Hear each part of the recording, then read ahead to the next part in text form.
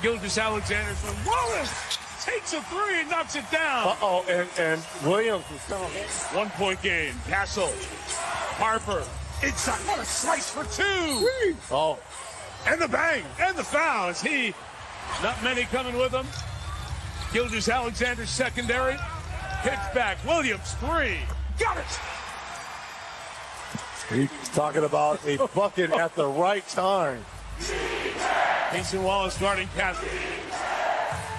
Harper guarded by Williams. Caruso. Wemby beat him inside. Threw it down with the foul. Gotta go.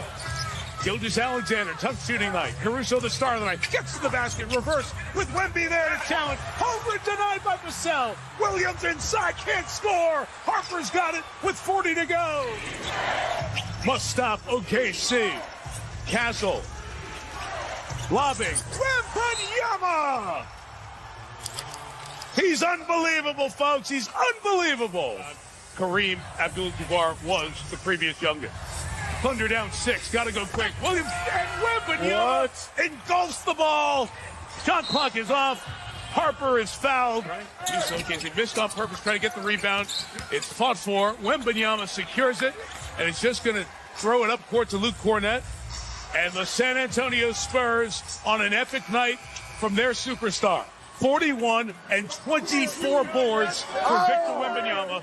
The Spurs take game one. 2 overtimes, nearly 50 minutes of play. What kind of composure, what kind of endurance did it take to win this game? I don't even know. It's the first time we're in this situation. I love that. 41 points, though. 23 rebounds for you. You had your hand in nearly every play down the stretch. How did you continue to show up and make the right play? It was like sheer willpower. Everything was going really fast tonight. I guess I wasn't really thinking. The defensive effort overall. What did it take from each player on your team to shut down a team like OKC? Oh, everybody had to step up. Everybody answered the call. We had to cover up for our guy, Fox, who will be hopefully available next game.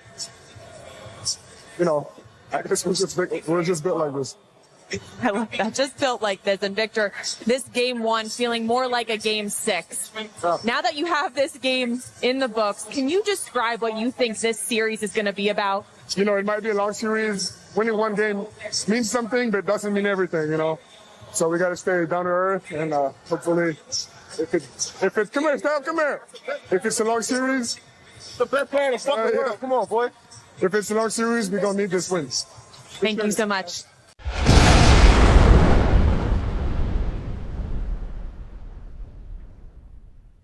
Welcome everyone to Mr. Main Podcast. I'm Mr. Main. Today I will be bringing you a game recap between the San Antonio Spurs and the Oklahoma City Thunder. This game took place Monday, May 18, 2026 in Oklahoma City. It's game 1, Western Conference Finals. And the Spurs delivered by beating the Thunder by the score of 122 to 115 in double overtime. This was a great, entertaining game. And the unicorn, Victor Wembanyama, the French unicorn, delivered his biggest stage, and he delivered. He had 41 points and 24 rebounds. The other star for the opposing team, Oklahoma City Thunder, was Gilgeous-Alexander. He put in 24 points and 12 assists, but that wasn't enough to beat the San Antonio Spurs as they stole game 1 from the Oklahoma City Thunder. Now let's get into it with this game. Oklahoma had a deep bench, and that was their strength. But at the same time, that was their weakness.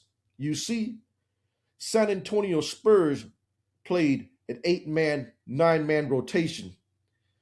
They wasn't playing around. They wanted to win the game. The starters played heavy minutes. The only time they came out was for a breather. So they played an 8-man rotation. Oklahoma City Thunder, their starters didn't perform up to par with San Antonio starters. Only 2 out of the 5 starters scored more than 20 points. And the bench played their part. But the thing is, when you go up against a team as the San Antonio Spurs, you got to play an 8-man, 9-man rotation to match them. And your starters got to match their starters with heavy minutes and play up to par, and score as much points as their starters. That didn't happen. Their strength was their deep bench, but also that was their weakness because San Antonio wasn't playing around. They wanted to win the game, and they only played an 8-man rotation to win the game. They did as much as they can to try to win the game by playing the starters heavy minutes. San Antonio Spurs offensive output. Their starting 5, Julian Champagnie, he had 11 points. Victor Wembanyama had a big game, 41 points, 24 rebounds, 3 assists, 1 steal, 3 blocks. And he was a beast, especially in crunch time and overtime by taking over. Devin Vessel had 13 points. Stephon Castle had 17 points, and he also had 11 assists. Dalen Harper, the rookie, came through, had a big game on the biggest stage. He played 47 minutes, had 24 points. He was a beast. He also had 11 rebounds. Harrison Barnes played 6 minutes, and he didn't score much, but he was just in there to give the starter a breather. Keldon Johnson played 13 minutes. He chipped in. And Carter Bryant, he played 14 minutes and got 3 points. So as you can see, the bench, they didn't play heavy minutes. They was only in the game just to give the starter a breather. They was trying to win this game. And they wanted to steal home court advantage from the Oklahoma City Thunders, and exactly what they did. Now, as far as Oklahoma City Thunders, let's look at their starting 5 offensively. Isaiah Hartenstein, he played 12 minutes, had 2 points. 2 points in 12 minutes. He was pathetic. He didn't really do anything. Chet Holmgren played 40 minutes and had 8 points. 8 points, that was it. Shai Gilgeous-Alexander, he played 51 minutes, 24 points, 12 assists. He did what he's supposed to do. Eugene Dart, he played 22 minutes, had 5 points. Only 5 points. Jalen Williams played 37 minutes, had 26 points. 3 of the starters, Isaiah Hartenstein, Chet Holmgren, and Eugene Dart, didn't score more than 8 points. Now the bench, Alex Caruso played 32 minutes, had 31 points. Carson Wallace played 21 minutes, had 8 points. And McCain, he played 18 minutes, had 7 points. A.J. Mitchell played 34 minutes, had 4 points. The bench was productive for Oklahoma City. And you can play the bench when you play against teams like the Los Angeles Lakers and the Los Angeles Clippers. You can beat those teams by having a deep bench. But you playing against a heavyweight, a very talented team, you're going to have to play your starters more, the bench less, and your starters need to be more productive and match their starters. And that's the downfall of Oklahoma City. Their starters didn't do anything in the game. Their bench, Alex Caruso had scored 31 points. That's not going to work going forward. The starting 5 for Oklahoma City need to step up their game, need to bring their A game and match San Antonio Spurs. The San Antonio Spurs beat the Oklahoma City Thunder by the score of 122-115 in double overtime. And the game recap, let's start with the box scores per quarter. San Antonio and Oklahoma City both scored 27 points in the first quarter. The second quarter, San Antonio scored 24 and Oklahoma scored 17. Third quarter, both teams scored 29 points. Fourth quarter, San Antonio scored 21, Oklahoma scored 28. The game was all tied up, went to the overtime. San Antonio scored 21 points in overtime. Oklahoma City scored 14. Final score 122-115. Now let's look at the game recap. Game recap. Oklahoma City Victor Wembanyama had 41 points, 24 rebounds. Dalen Harper finished with 24 points and a team playoff record, 7 steals. And the San Antonio Spurs beat the Oklahoma City Thunder 122-115 in a double overtime classic to open the Western Conference Finals Monday night. Wembanyama sealed it with a pair of dunks in a final minute, one of them leading to a three-point play as the Spurs stole home court advantage and beat the Thunder for the 5th time in 6 meetings this season. Stephon Castle had 17 points. Devin Vessel and Keldon Johnson each scored 13, and Julian Champagnie added 11 for the Spurs, who were without DeAndre Fox because of ankle stiffness. A great effort from everybody, said Wembanyama, who at 22 years, 134 days, became the youngest player with at least 40 points and 20 rebounds in a playoff game. Kareem Abdul-Jabbar was 22 years, 343 days when he had a 40-20 game in the 1970 NBA Finals. Alex Caruso scored 31 points, the second highest scoring game of his career off the bench for the Thunder, whose 9-point playoff winning streak dated to Game 7 of last season's finals was snapped. Jalen Williams returned from a 6-game absence caused by a hamstring strain and scored 26 points for the Thunder, while Shai Gilgeous-Alexander, on the night he got his second straight Most Valuable Player trophy, had 24 points and 12 assists, but shot 7 for 23. It was a 6th Game 1 in NBA playoff history to go into double overtime, the first since Spurs-Warrior game in 2013. As the clock ticked towards midnight, Wembanyama decided enough was enough.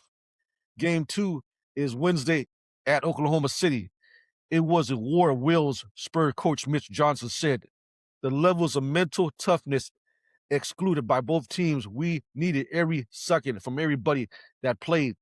The Spurs were up by 10 with 9 minutes and 10 seconds left in regulation.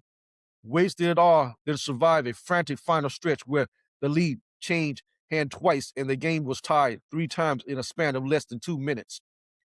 Wembanyama had an off-balance chance to win it on the last play of regulation, but Chet Holmgren swatted away. In overtime, Wembanyama more than atoned, connecting on a tying three-pointer from well beyond the arch with 28 seconds left to tie the game and send it to the second overtime. We have to get to better from this, Thunder's head coach Mark Runut said. Gilgeous-Alexander had his worst first half shooting-wise in nearly 3 years. 1 for 5 from the field, 4 points. It was the first time since October 29, 2023, a span of 270 appearances, including playoffs, that he didn't have at least 2 field goals before halftime. Meanwhile, Wembanyama was doing everything he wanted, dunking over Trials defenders, flexing at times, finishing the half with 14 points and 10 rebounds, looking perfectly comfortable in the debut on this stage. And the Spurs lead was only 7 at the break, 51-44. Gilgeous-Alexander got a couple of shots to fall in the third, and the Thunder even briefly reclaimed the lead, but the Spurs were unfazed, and the margin was still 7. San Antonio was ahead 80-73 going into the 4th. Now, if you like this content, please hit the like button. Please subscribe to my channel, and I'll see you guys in the next video.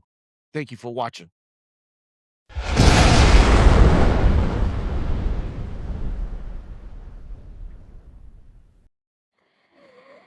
Really, the first question is how are you feeling right now, playing nearly 50 minutes, double overtime, Game 1, Western Conference Finals, and then winning the game in that manner? What is the overriding emotion that you have right now? So like it was a great effort from everybody, 1 to 15. Physically, I'm feeling tired, honestly, but not as much as you would expect. Honestly, it's probably the adrenaline. It's gonna come down a little bit. I'm probably gonna sleep pretty well tonight. Victor, I heard you tell the TV broadcast that it felt at times like you weren't thinking during that late part of the game. Can you kind of expand on that, your mentality, and also the pull-up three-pointer that you hit with 30 seconds left? What were you thinking for that one? For that one, I was just thinking, take my time. But for the rest, there are some plays I wish I were thinking more. Like I think it was the regulation last shot. I had an open look, on a way smaller defender, so I should have just taken it. But it's experience. We learn, Mitch was saying that it's pretty natural response for a competitor to see another competitor get something that he wants, whether it's the MVP trophy or whatever it might be. Just curious if that was in your mind at all, knowing that Shea had got that award and you were in the top 3 for it. And, did any part of tonight feel personal? Some of your facial expressions kind of look like you were really, really going for it. Yeah, for sure. Everything you just said.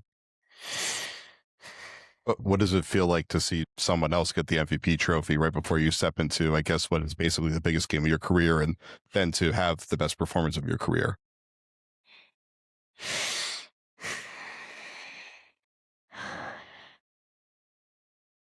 Feels like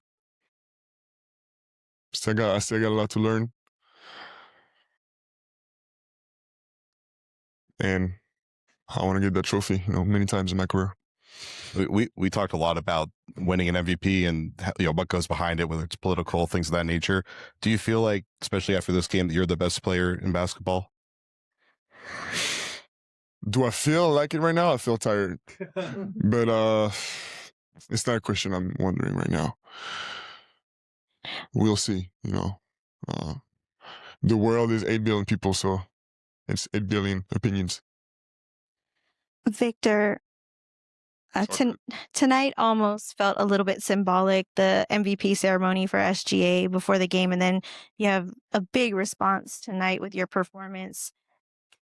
If your performance tonight had a message behind it, what would that message be? The message would be that we as a team are ready to go in any environment, in any place, against anybody. And even though we still got a lot to learn, our effort should be over anybody else's. And tonight we were relentless. Victor, a lot of guys took turns on SGA. What did you think of the play of the guys, perimeter guys on him?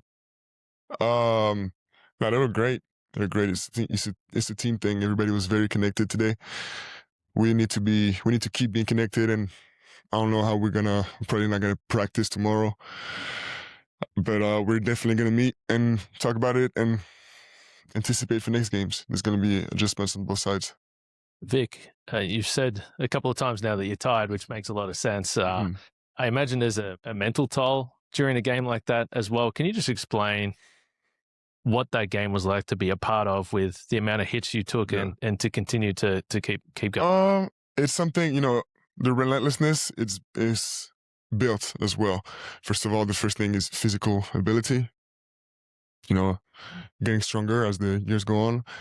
And the mental toughness, you have to have it all the time. And as you said, yes, it takes a toll, but we will rest in July. You talk about the relentlessness, the physicality you had to play with tonight. When you have such an emotional and physically taxing game like this one, how important is it for y'all to be able to close it out there in the second overtime? It's everything.